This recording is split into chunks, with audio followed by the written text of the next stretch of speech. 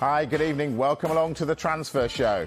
Just over a week until deadline day, and there's loads going on.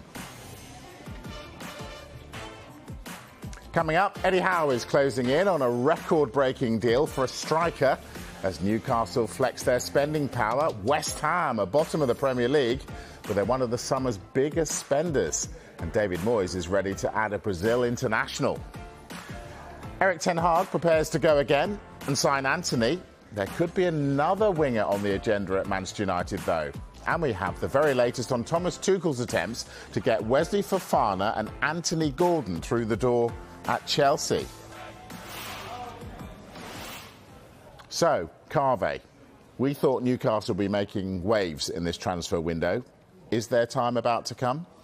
Yes, they are in advanced talks to sign Alexander Isak from Real Sociedad. Now, this is likely to be a club record deal. We think it's going to be worth about £58 million, could even go up to about £63 million, which is significantly more than Newcastle's record, which I think is the £40 million that they paid for Joe Linton. Now, Newcastle's director of football, Dan Ashworth, is in Spain at the moment, working to complete the deal. And we believe the deal is very close now. And you'd have to say on paper, this looks like a very, very good bit of business by Newcastle United, because we're talking about a player who has been of interest to clubs like Juventus. Also, Arsenal were linked with him in the January transfer window. So it looks like it could be a good bit of business by Newcastle United, getting the forward that they wanted, because he's one of the best young forwards in Europe at the moment. All right, that's Newcastle United. Darmesh, West Ham United. Lucas Paqueta, what's going on there? Yeah, look, they've made 7 signings in this transfer window so far, spending close to £120 million. Number 8 potentially could be the most eye-catching, because West Ham United have made a bid worth around €40 million for the Lyon midfielder Lucas Paqueta. Brazil international, that comes to around £33 million.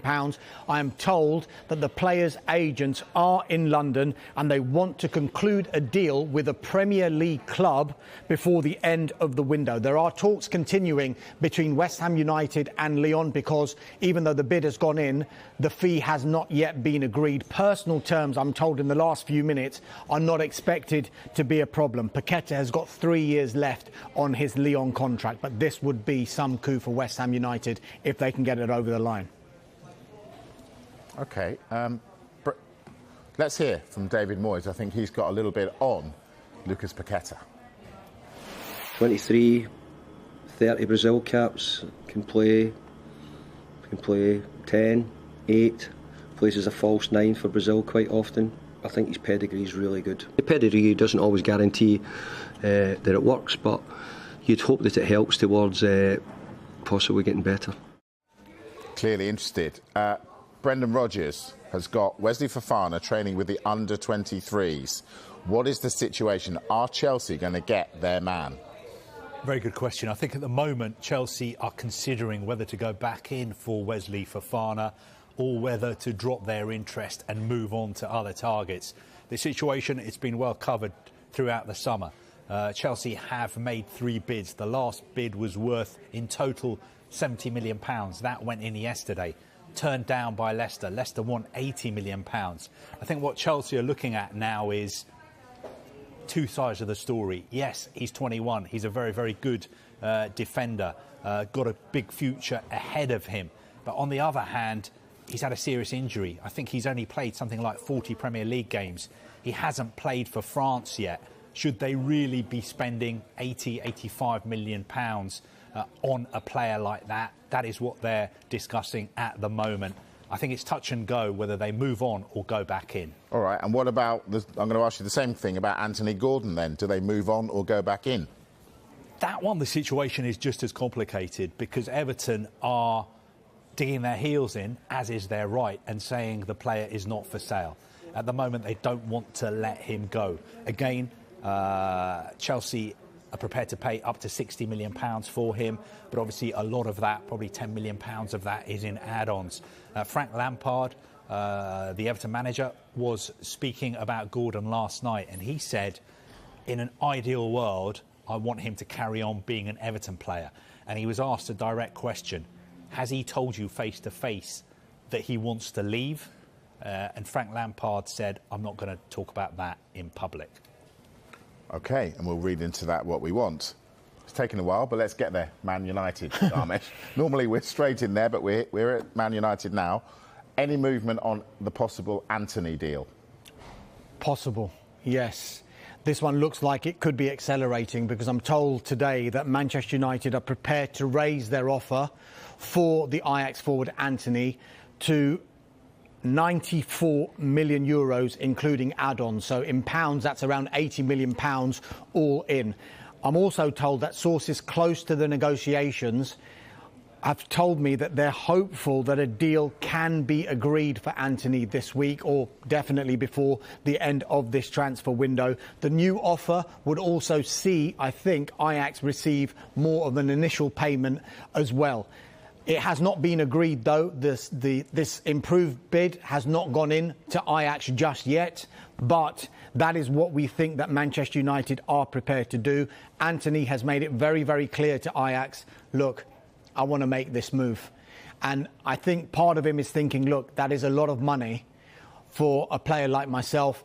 Why is this taking so long now? Because Ajax, come on, accept this offer from Manchester United because I want to make this move now. He of course, wasn't in that game for Ajax against Sparta Rotterdam on Sunday. I was told he wasn't mentally ready to play in that game simply because of everything that is going on with Manchester United. So it looks like United are going to raise their offer to 94 million euros all in, and Antony definitely wants to make that move. One thing you should bear in mind about Ajax is the figure you're saying is 94 million euros.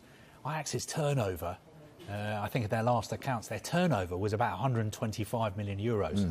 So all the money they get in a year, 125 million euros. Of course, that is because the broadcast rights of the Dutch league are not as valuable as the broadcast rights of the English or the Spanish or the German or the French league or the Italian league. So it's really difficult for a club like Ajax to turn down an offer of 94 million euros, which is almost what they make in a whole year. So what's the hold-up? For one player. I think the hold-up is that they have sold quite a few players this summer, and they've made it clear that they don't want to sell Antony. But I think in this situation, the player himself has made it very, very clear that he wants to move to Manchester United. And of course, United's manager is the former manager of Ajax, who knows the player well, and he's made it very, very clear that he wants the player. So judging by what Darmesh is saying, I think those are the reasons that this deal is likely to happen in the next few days. But the numbers we're talking about, we throw the numbers around, but if you're looking at it from a Dutch football perspective, these are phenomenal amounts of money. Now, we've mentioned the name Gakpo significantly in this transfer window. Explain why it's a significant night for him tonight. Yeah, so PSV Eindhoven have got their Champions League qualifier against Rangers. Now, I've just been getting a bit of information with regard to Cody Gakpo just now. He is a player that Manchester United remain interested in. He's a player that Manchester United admire. They were ready to present an offer to PSV following this Champions League qualifier. It just seems now that the focus seems to be on Antony. Now, I was told, potentially initially this was an alternative to Antony, and then I was told maybe Manchester United could go in and try and do both of these deals. But given that they've spent so much money on Casemiro, given that they'll be spending a lot of money on Antony, to be able to do that Antony deal and Casemiro and a deal like Gakpo possibly would be just one deal too far. I'm not going to say that it's 100% not going to happen, but it just seems that the Gakpo one is cooling a little bit more as the Antony one is getting a little bit warmer. So I think United's focus will definitely be on the Ajax forward Antony, and then they'll reassess where they are after that. If there's any possibility that they could do another deal for a forward, I'm sure they'll always be in the market to do that. But I think the focus will probably be on Antony and not Gakpo just now. OK, focus on Antony, not Gakpo. Gakpo, that's it. It suits United, doesn't it, Go on. to let Ajax know that there's another player there as well that we're looking at. So if you don't do a deal with us for Antony, we can always walk away and go to Gakpo. good business. All right, listen, after the break, we're going to go through every single Premier League club. What's going on at yours? You'll find out with these two in a few minutes. See you then. Discrimination. Let's kick it out.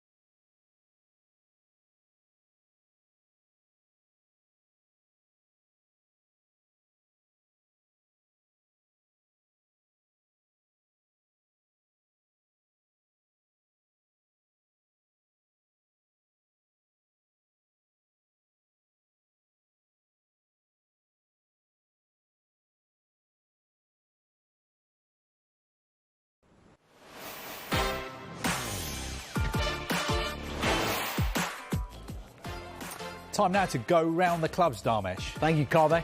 Talks ongoing between Nice and Arsenal over Nicolas Pepe. Deal under discussion is a loan. Hector Bellerin still negotiating a contract termination to smooth a move to Spain. Steven Gerrard says Aston Villa are still hoping to do business before the window closes.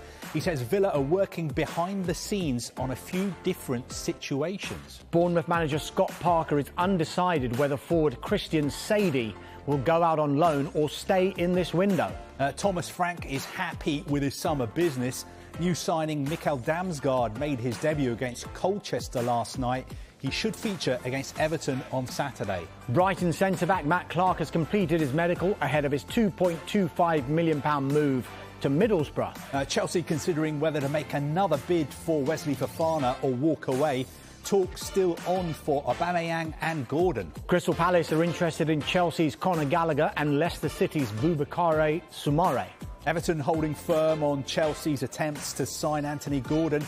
Meanwhile, Dele Alli is on his way to Besiktas and Everton are looking at James Garner and Ben Brereton Diaz. Fulham still pushing to sign Brighton striker Neil Maupay and Roma forward Justin Kluivert. Leeds United still being linked with a move for Philadelphia Union left-back Kai Wagner. Interest also in Wolves forward Hee Chan Wang. He would cost about £20 million.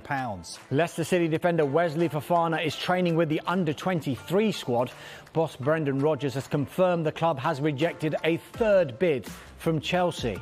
Reports in Germany that Borussia Dortmund want to sign Naby Keita. Jurgen Klopp has said no one has told him that Keita is unhappy at Anfield. Manchester City's chief executive says it's a little late to talk ins and outs when asked about Bernardo Silva's future. Barcelona want to sign him, City want to keep him. The teams meet in a friendly tonight at the Nou Camp. Manchester United are still trying to do a deal with Ajax for Antony. United ready to raise their offer to about €94 million, including add-ons. That should be enough to get the deal done. Newcastle United in advanced talks to sign Real Sociedad striker Alexander Isak for £58 million, and talks continue with Watford over forward Joao Pedro. Nottingham Forest looking at right-backs Djibril Sidibe and Serge Aurier have both been linked. Southampton manager Ralph Hasenhüttl said, "Why should we let him go?"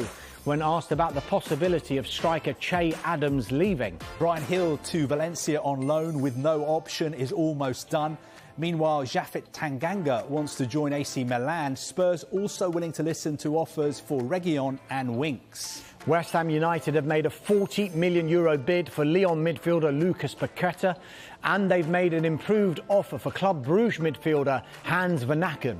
Bruno Lage has played down reports that Pedro Neto could be on his way to Arsenal. He said, "No one has told me anything about any proposal." So thank you, gentlemen. That's going around the clubs. Newcastle manager Eddie Howe will be speaking later. Newcastle in action, of course, against Tranmere in the second round of the Carabao Cup, a game you can see live on Sky Sports Main Event and Sky Sports Football. Kick-off is at 7:45. Right, Newcastle, Joao Pedro, what's happening? Yeah, I mean, we're talking about Alexander Isak close to joining Newcastle United, and one of the questions was, well, if he joins, what happens to Newcastle United's pursuit of Joao Pedro? The information I'm getting as it stands is that the interest is still there and talks are ongoing between Newcastle and Watford over the signing of Joao Pedro. It was, remember, a £30 million deal, including add-ons, but Watford not overly pleased with what Newcastle were proposing with regard to the structure and how achievable those add-ons were. So they're still discussing those finer details of that deal. Newcastle, though, remain hopeful of completing it. Tottenham interested in Dan James, we're hearing. Is there anything in that? I think that's one of those that you've got to put in the unlikely file. I think there has been some interest, but the latest information we have is that there is no chance of that deal happening at the moment. I don't think Leeds United would want to let Dan James go. That's why I think it's unlikely to happen. So can't really see that one going through at the moment. All right, Dharmesh, West Ham, we've talked about Paqueta, but Are there other players that they're after? Yeah, the one we've been talking about in the last couple of weeks is the Club Brugge midfielder Hans Vanaken. And David Moyes actually confirmed in his news conference earlier today that they've made 2 bids now. They've made an improved offer for Hans Vanaken to Club Brugge.